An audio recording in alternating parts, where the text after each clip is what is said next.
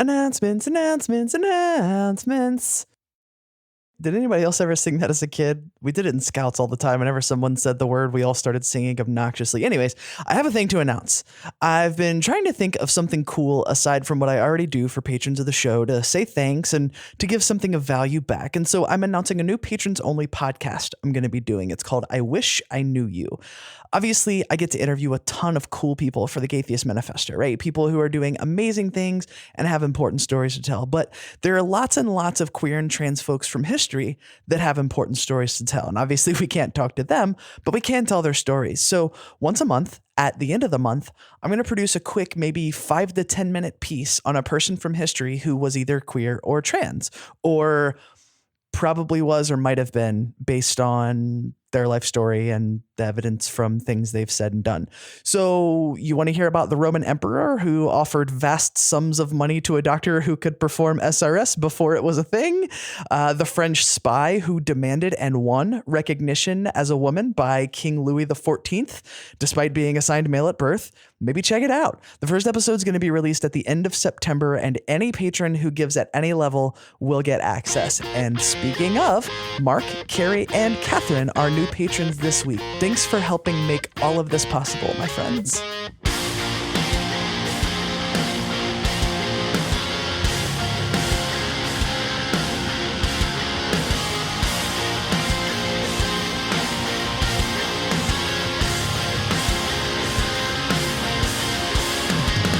Hello, dear friends, and welcome to the Gaytheist Manifesto. I am your host, Callie Wright, and this week we're going to have somewhat of a different conversation. So a lot of times when we talk about trans people in schools, we're talking about kids, right? We're talking about the challenges that trans kids and queer kids face from their peers, from faculty, from the world at large. Obviously, there was the recent news story about the trans kid that a group of parents actually threatened, and it got a school district shut down for 2 days, and that's all real gross. But a conversation that we don't often have is what it is like for teachers in that position and the challenges that they navigate. And I happen to have a friend who is a teacher and is also trans. Their name is Julian, and they are awesome. Hello, friend.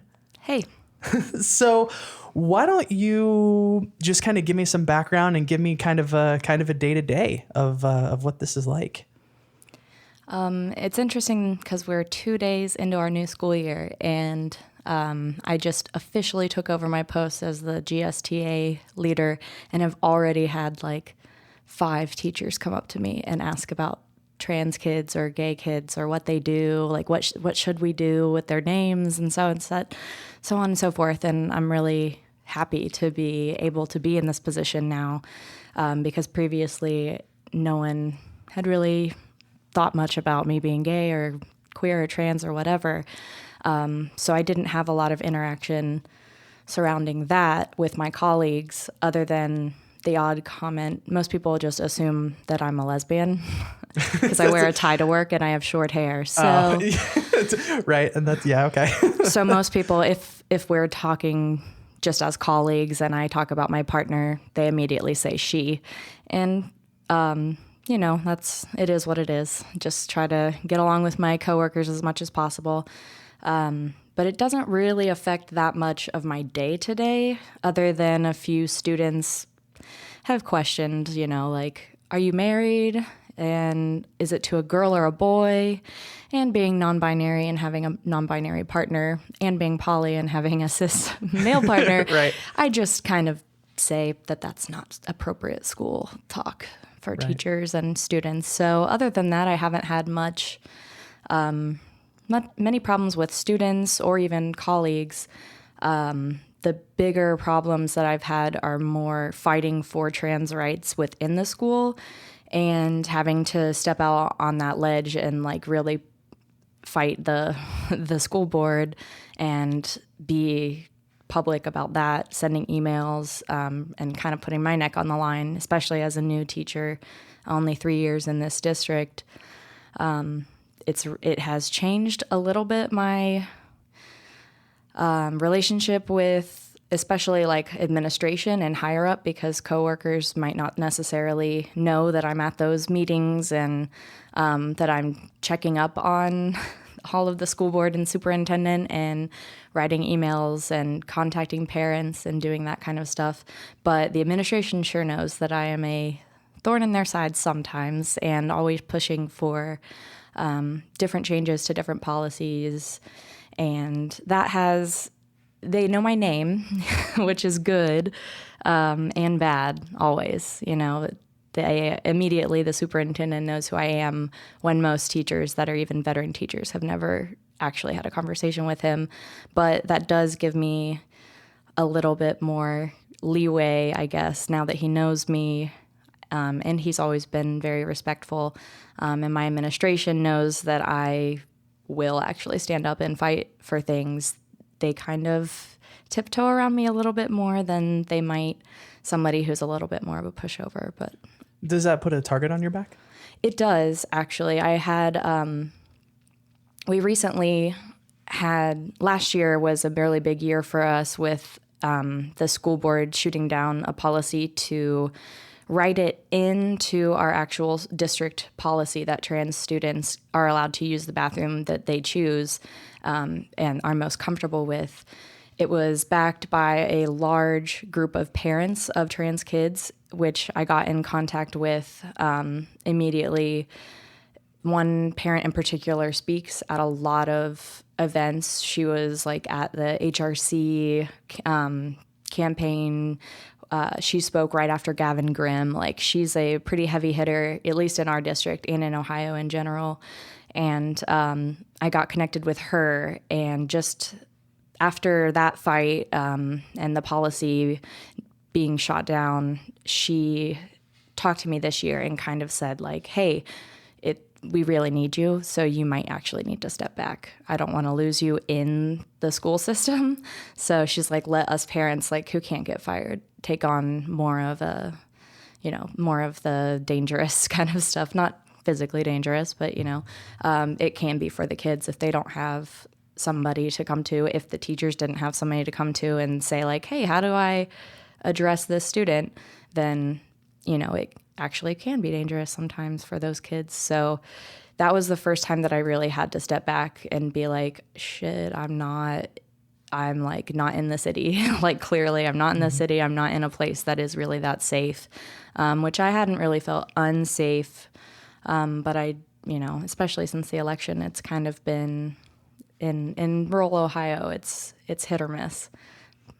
Yeah. Well, and that's gotta be so tough, because setting boundaries like that, like you were talking about how, kids will ask you questions, and, my instinct is to always be like, yeah, I'm gay. Yeah, I'm trans. Like, I'm an adult and I'm living my life and I'm happy, and you can too. Because I know what that can mean for a kid. But in a school environment, that's a really, really tough thing to navigate, because one, it can out you to people who you don't want to be outed to, and that can be dangerous. But also, the boundaries do have to be a little different when you're talking to kids. So can you tell me about navigating that stuff and what that's like?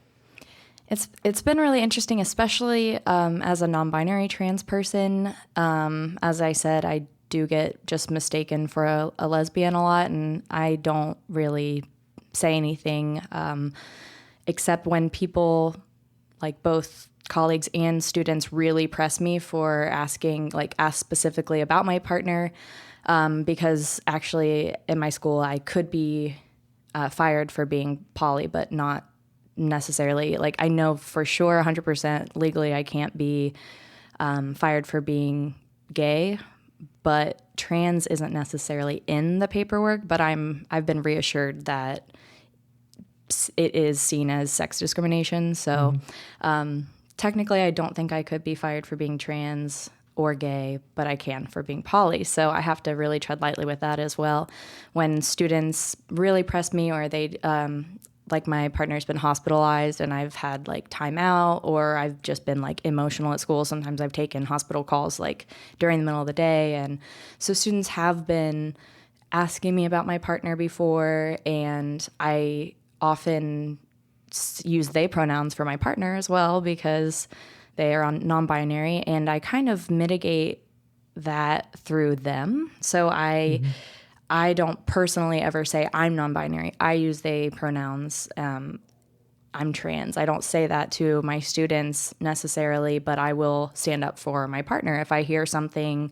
And it goes for anything mental health or whatever. Kids have a lot of new terms they love to use, like "I'm so triggered" or like Oh, yeah. "That's so gay" or whatever. That one's old, but so I definitely am known for in my classroom standing up and using real life examples, saying like, well, my partner has PTSD and it's not a joke, or like, or if I say something like, yeah, men, women, and anyone else, any other way you identify, be like, why do you have to say that? And I'm like, oh well, I'm sensitive to the non-binary community. My partner's non-binary, so I'm not really lying. I'm just omitting the fact that I am too. Right.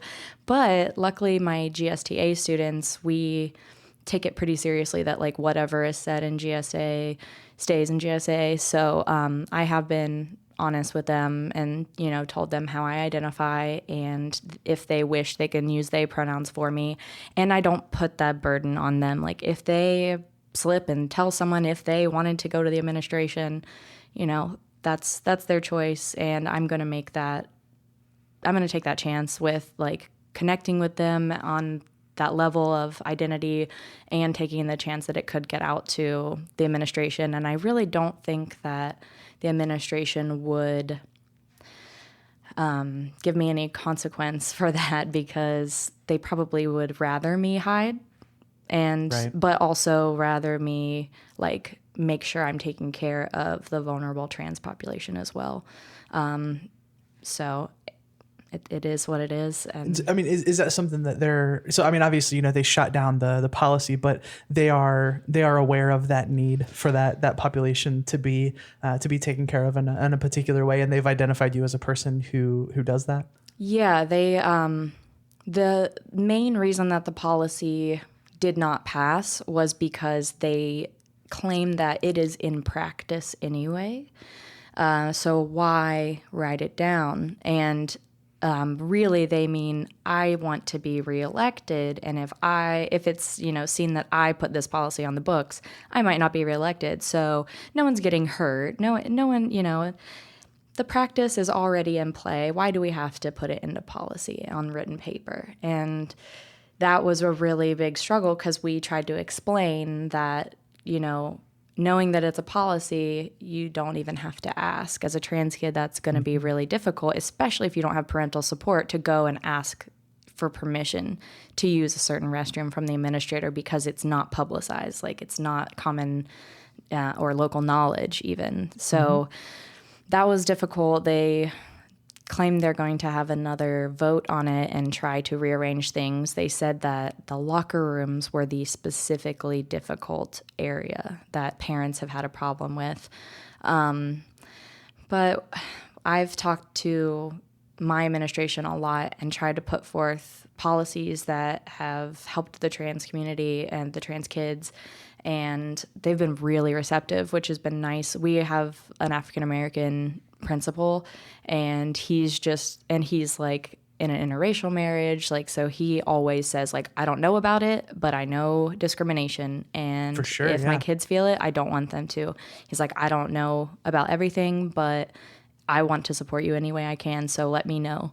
And he signed up to be the guinea pig for a new program that lets kids use an alternative name, like a nickname in the system, but it has to have a parent signature. So that's the only thing. That's what we're trying to replace now, or trying to get fixed. And he doesn't know if he can work that out. Everything, basically kids in schools don't have rights. Everything is deferred to parents or guardians. And so that's really difficult, because parents and guardians in our community can often be their kids' first bully. So it's not the same as having, your heritage be supported. Like it's a little bit different in our community. And that was something that we had a lot of conversations about because first of all, the trans kids, they had to have a legal name change, and he had no idea what that entailed,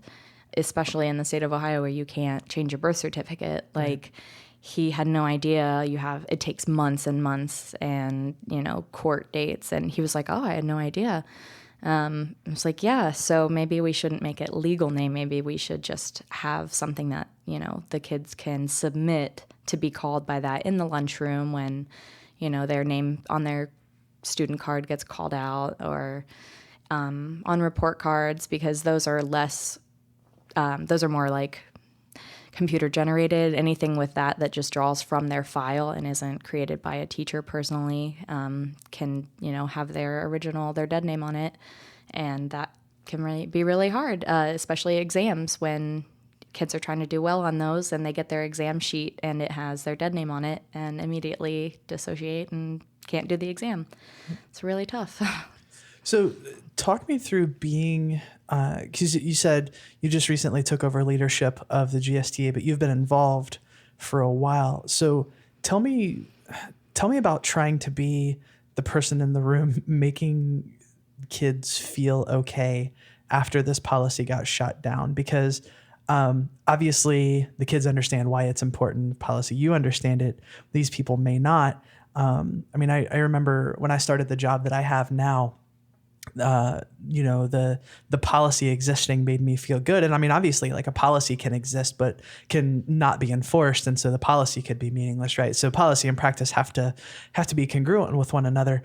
But I remember when I first started, there was somebody in a different department than me that went to their supervisor over me using the bathroom, and the conversation was over then and there. The supervisor was like, "This is the policy. You got to deal with it." Right. So it never had to go to HR. It never had to be a conversation. It never had to be litigated. It was literally, "This is the policy. This is how things work here. Just deal with it." Right. And the only reason that I heard about this is that someone overheard it, and I heard the story third hand, like 6 or 8 months later. Right. So it never would have gotten back to me. It never would have been a thing that affected my psyche to know that like, oh, there are people here who are actually hostile to me. Like, and that's why that kind of thing is important, because, if people want to take their grievances or whatever, when the policy exists, the person on the receiving end of it doesn't even have to know what's happening, right? They just get to move on with their lives. So, so can you tell me about, having to come back to your kids after this and like just kind of set that scene for me? The majority of our kids didn't actually know what was going on, because kids could care less about board meetings. That's fair.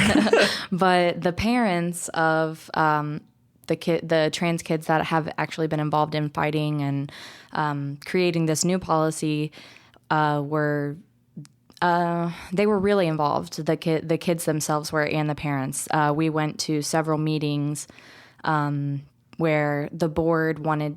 Well, I believe that certain members of the board and the superintendent wanted to hear the kids' sides of how they felt about it, because, essentially that's what a school board is supposed to be doing, listening to the people they're serving, which are the students. And they got a coalition together and got high school students from both of our main high schools, and it was interesting to see. They actually got a lot of gay students. They did not focus on just trans students. And I was curious as to why they did that. Yeah, I was going to say why. Because they actually dominated the conversation.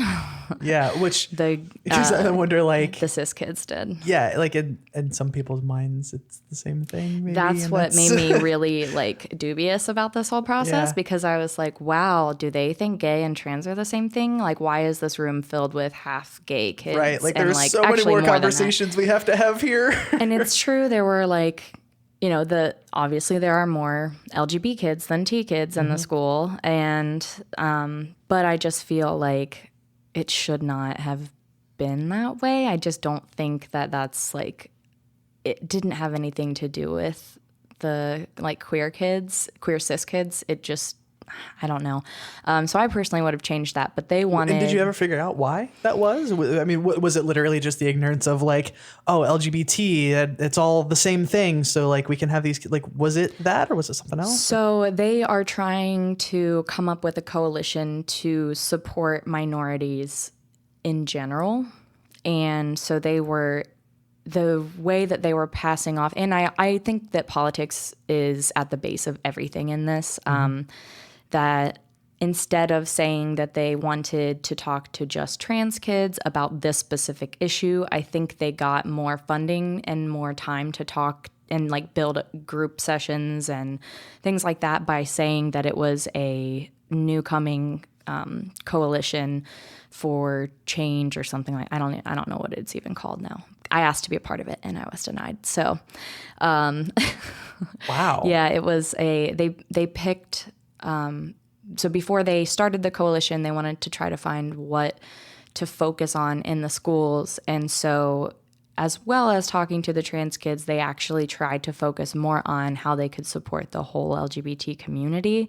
And so I just gathered up a few of my GSTA kids that were older and really interested in like making policy change. And some of the other moms were in the room, but they weren't allowed to speak. Only the kids could speak. And we actually sat in circles and spoke with members of the school board, each in their own group, so that the school board could try to get a feel for what they go through every day. And it was clear which, school board members already knew about the community and had already made up their minds against the community. So luckily I was in the group with for that first meeting. I was invited because I was the one that brought my kids, and I got luckily in the same circle as the most notorious conservative on the school board, and that was awesome to sit across from her and just be like, talk about privilege. Like it was so awesome. Talk me through that conversation. I'm super interested in that. I wanted the kids to dominate the conversation. She didn't say much. She kind of nodded along and was really interested in the statistics, because I believe she was trying to build a case of saying like trans kids are only a small part of the population. Why are we like bending all of these rules and making people so uncomfortable to, to help this, 1% or less of the population. And so she was in our group. We had the GSA president from the other high school that I am not working at, but I am very close with her mother, because she is actually not, she's an ally. She's not gay or trans, but her little brother transitioned in kindergarten. And she has like ever since become just like the fiercest ally. Like she's a big junior. Sister. Yeah, she's a junior, and her mom is like the biggest mama bear. She's the one that spoke after Gavin Grimm and just like literally had her whole family up in a panel and was talking about like, yeah, I was ready to divorce my husband if he was not going to let my kid wear a suit. Like I was like, you might be my favorite person in the world. And her daughter's the same way. Like her daughter said she knew before her parents knew and had already made up her mind. Like, yeah, I was going to like be with my brother no matter what. I don't care. I didn't care what my parents would say about it. Like I was going to be there for him. And so this kid is amazing. She's a senior now, and I'm just in awe of how strong she is. And maybe that's her being an ally as well. It's not as close cut as for some other kids, but she had pamphlets ready with like statistics, and she like talked most of the time to this lady and was just like handing her information left and right. And I was very proud of her. But I did talk directly just from a point of, as a teacher, how I see these kids, especially because that was just a point of view that this girl didn't have. And she really kind of just shrugged me off and was like, oh, we'll see. Like, we'll gather some data. We'll see about this. It's like, all right, I know what that means. So, but she's my boss's boss, so can't do much about that. But the whole experience was really interesting because we were just in this conference room at the central office, and the sun was setting blue and pink. And I looked out the windows, and I looked at my kids, and I was just like, it's a trans sky tonight, guys. We've got this. We are going to do this. And it was so funny because all of the kids and I were just like, almost like teary-eyed looking out the window, and even the parents really didn't catch on, but like the board was like, why is everyone looking out the window? Like, are they planning an escape route, or what is going on? They're plotting. And so yeah, it was just this neat like inside kind of like secret like between all of us like gay and trans people in the room, and it was really like a nice moment. But in the end, they only had one meeting with us before the vote, and they quickly, because I explained that we had not had any training as teachers for LGBT like specific training, and so quickly in our mailboxes the next day as teachers, we found a training video that we had to complete by the weekend, which is very uncommon. We normally, at the beginning of the year, have about 7 videos about like concussions and choking hazards and that kind of good stuff. We have to finish it in like 3 months. And we have never had a training that we had to complete within a few days and ever in the middle of the year. So I know it was a last-ditch effort to just be able to say our teachers are like LGBT trained and competent. And the training was the biggest like BS I've ever seen. It was literally like, a lot of kids get bullied. Sometimes those kids are gay kids. And it actually threw in like 80% of kids that get bullied for being gay aren't even gay.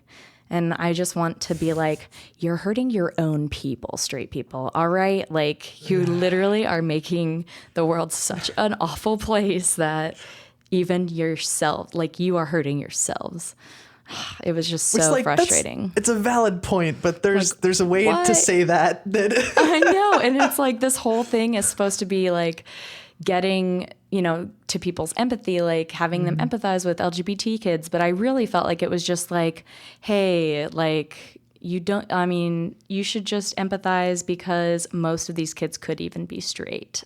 Like, right. These kids could have been just like you. Like, right. What? This is so counter to what we're actually supposed to be doing. It was just total bull. Like, it was ridiculous. So right. And the subtext is, these are the normal kids. Exactly. And you don't want to accidentally hurt the normal kids. Exactly. Oh my God. Yeah. That's so gross. And then we finally had the vote, and it was really emotional actually, because our kids were, the moms, of course, were in full force. They had banners printed that were our school logo, but in trans colors and in the pride flag colors, the rainbow.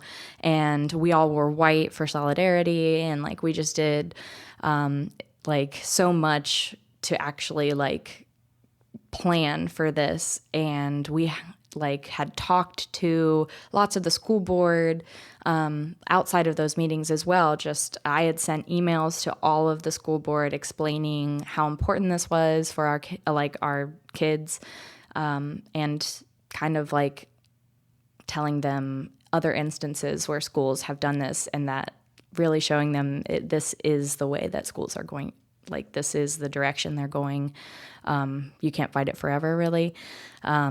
And they got into screaming matches, the board themselves. It was really interesting to see how passionate like the ones fighting for trans rights were, and the ones who were afraid of losing their elections because of like you could tell they wanted to vote yes, but they were just afraid of the public's reaction. And they did actually have a forum to talk where we had a lot of trans students and parents of trans kids talk.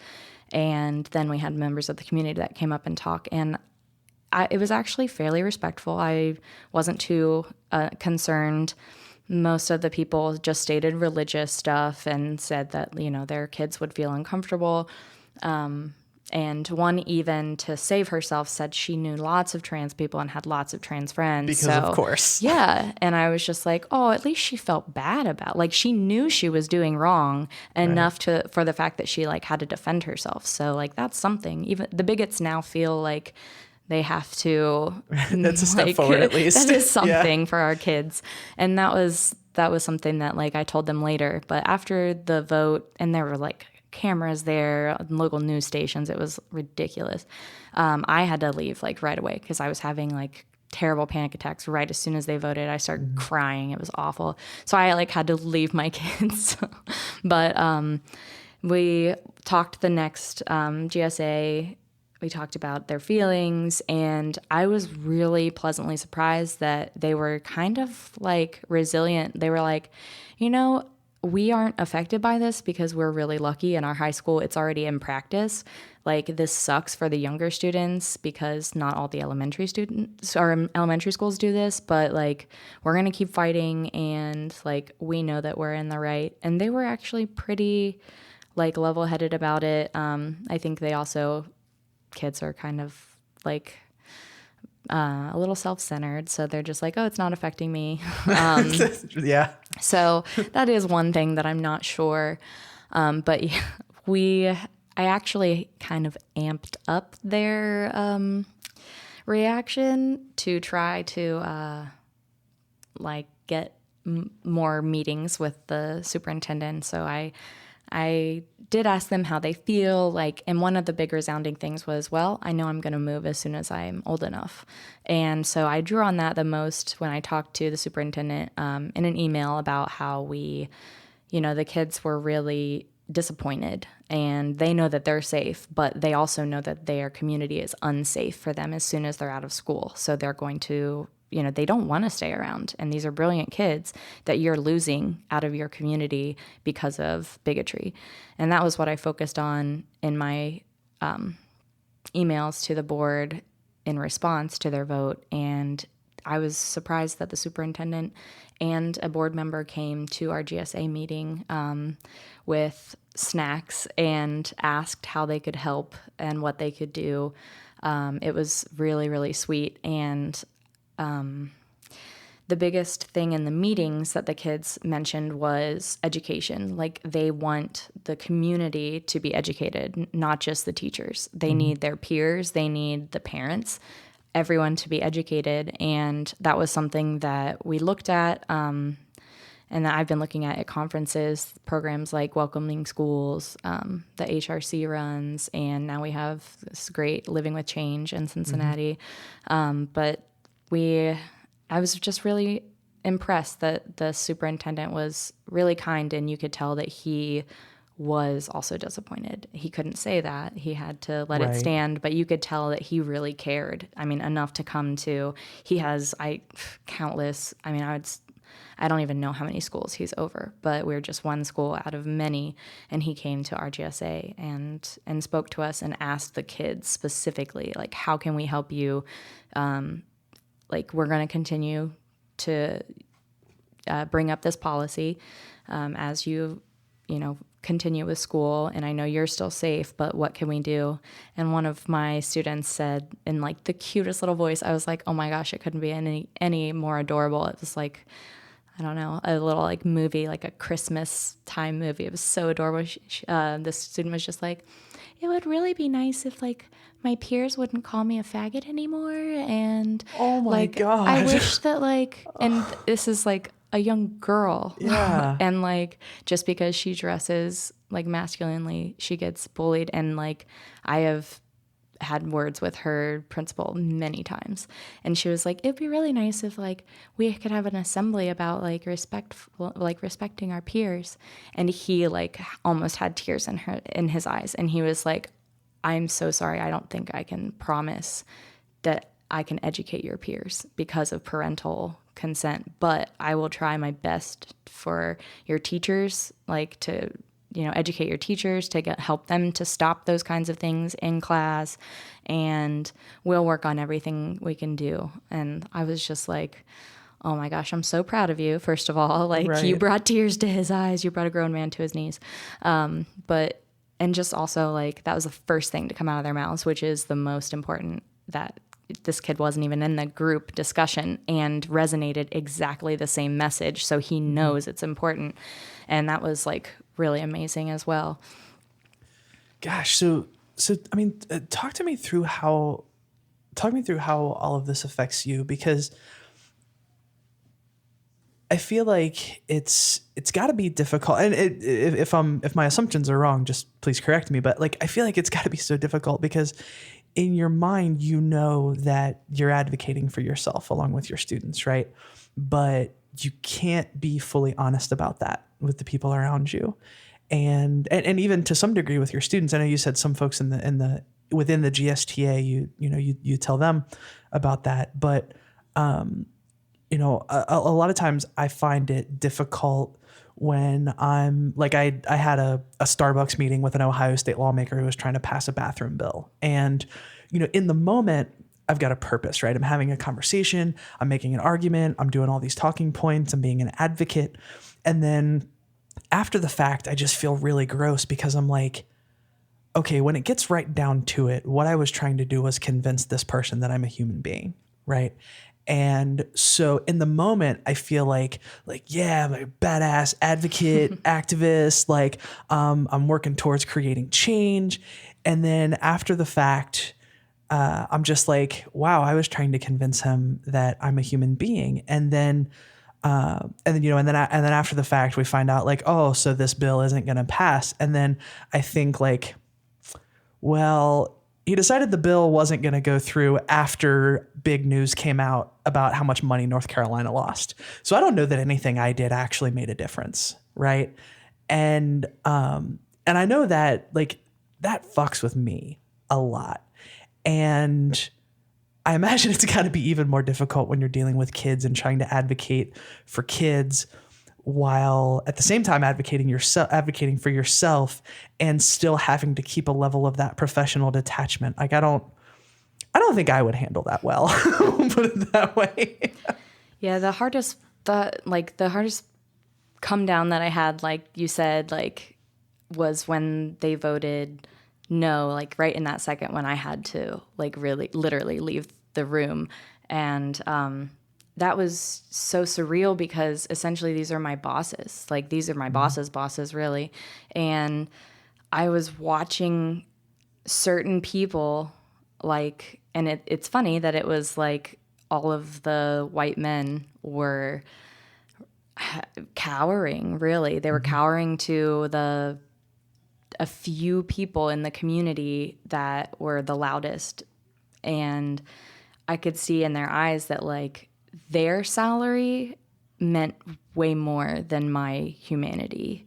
And that was like the hardest because I was like, you all have to be making like bank. And like, I'm just a teacher, like, and I'm willing to lose my job over this. Like, seriously, like, I know that this is the right thing. And I could lose my job over being so publicly like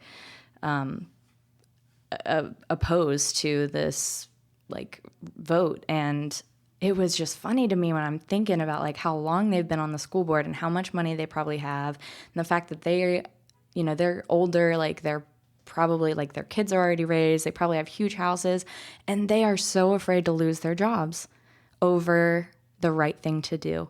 And it's just so clear. The only people that spoke up were like people that had some kind of minority status, and they were the ones that were really like, and the ones that my kids talked about, they were like, I saw him like stand up and just like basically scream in this white guy's face that like he's just scared, and he has no reason to be scared because he's had it really easy for a long time.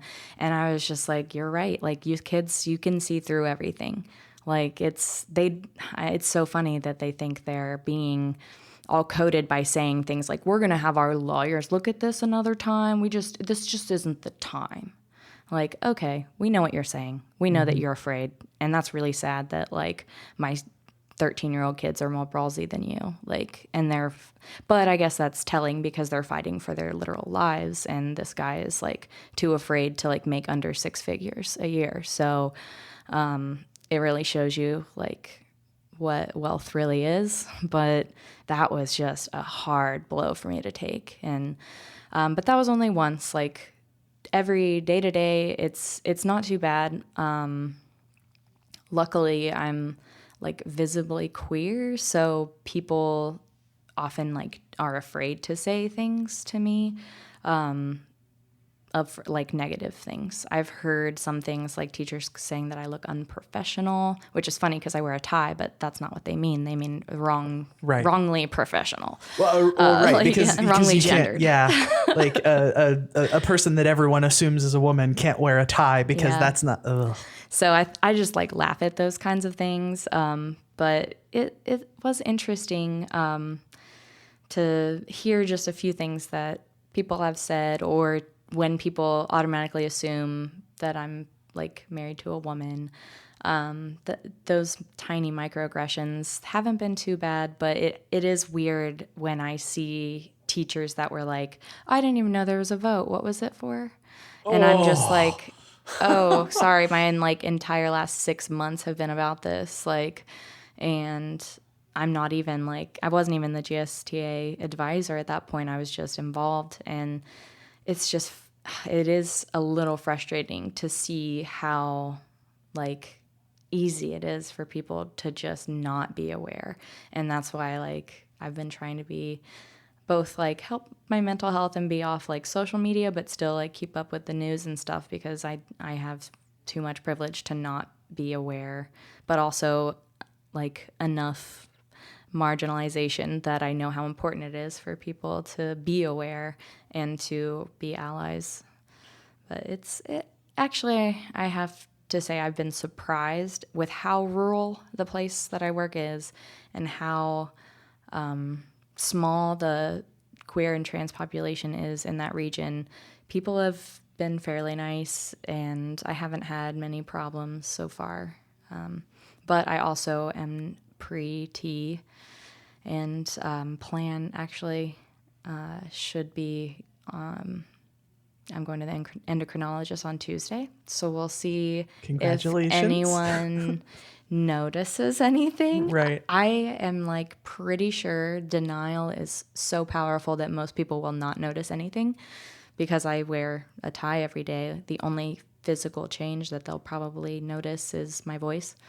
So we'll see how much they can deny that. And Well, and if they're seeing you every day, like, I don't know, the change might be gradual enough that they don't Yeah. notice, or and I've talked to people, they say like some people's voice drops like an octave in 2 weeks, and some people it, barely changes. Who knows? But I've like decided that like I just can't wait anymore for like the fear of, what my peers are going to do. Again, I'm pretty certain that even if someone does catch on, if I tell my administration, like, I just feel like I still need to be closeted for right now, they'd be like, oh, of course, yeah, do what you got to do. But I don't know what the answer would be if I was like, I want to come out as non-binary right now.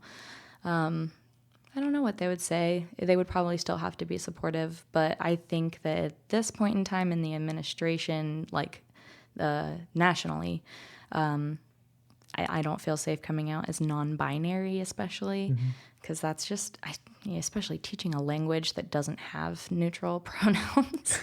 Right. I'm like, oh, and it's so non-binary is really difficult to like explain, especially to kids and colleagues. I'm just like, I'd rather wait until maybe it's a little bit more popular in the mainstream media so I don't have to explain myself all the time. But we will see what happens when I'm a little bit more weird than I already am. When I'm not just the token lesbian Right. with a lumberjack voice. Yeah, I feel like that a lot. She's wearing flannel again today. Okay. Oh, she has short hair swooped to the side. Okay, I think I see what's going on here. Oh, God. Well, this has been a really great conversation. I appreciate you taking the time, and I don't know if I've told you this before, but I'm pretty in awe of the work that you do. Because I see you post about it on social media, and we talk about it occasionally, and I know I have enough trouble having conversations like with other adults about adult things, and when kids come to the equation, obviously that's like an entirely new level of emotional investment because, at some level, adults can choose choose to disengage if at a certain level of privilege. Obviously not everyone can, but generally speaking, like if I'm in a social circle that's unsafe for me, generally speaking, I have the ability to opt out of that. And, and kids don't. And just like, I don't know, I feel like the only thing I'd be able to say is like, hey, I really care. And there are like other people that really care, but there's not really a lot that I can do about your particular situation aside from continue to remind you that like I love you and I care for you. And I don't know. And I am genuinely in awe of people who do that because it's incredibly, incredibly important work and life-saving work. I think a lot of people don't understand that doing that kind of stuff can literally mean the difference between life and death for kids and the positions that they're in. Because I feel like just with my limited experience, I feel like kids can be pretty tough if they know they have a safe place to land, right? Like that's what it really comes down to. Kids can handle a lot as long as they know they've got a solid foundation to land on. And you're helping create that solid foundation and taking some personal risk in the process. And I am absolutely in awe and super appreciative of the work that you do. So thank you. Yeah, no problem. We march in Pride every year, so feel free. If you don't have anyone to march with, you can march with us next year. Awesome. Or this summer, I guess. Yeah. Well, thanks again for coming. I appreciate it. Yeah. And that, my friends, is going to do it for this episode of the Gaytheist Manifesto. If you think what we do here is important, please share this around to your friends. Search the Gaytheist Manifesto on Facebook and Twitter to find us there. I'm at Gaytheist Callie on Twitter. You can email us at podcast@thegaytheistmanifesto.com. We're a part of the Trans Podcaster Visibility Initiative. We're a group of trans podcasting badasses working to bring more trans voices into podcasting and other content creation. Search the Trans Podcaster Visibility Initiative on Facebook for more info. If you want to support the show and the activism we do, you can head to patreon.com/The Gaytheist Manifesto and make a per episode donation as little as $1 per episode. If that's not in the card, you can give us a 5-star rating on Apple Podcasts and share us around to your friends. It all helps and it all makes a difference. Before we go, I want you to know that if you're lost, you're hurting, you're scared, if you feel like no one cares and no one understands, you need to know there's a community out here that loves you, cares for you, knows that you're capable of amazing things and that you are worthy of love. If you're struggling, please don't be afraid to reach out. Until next time, friends, this is the Gaytheist Manifesto.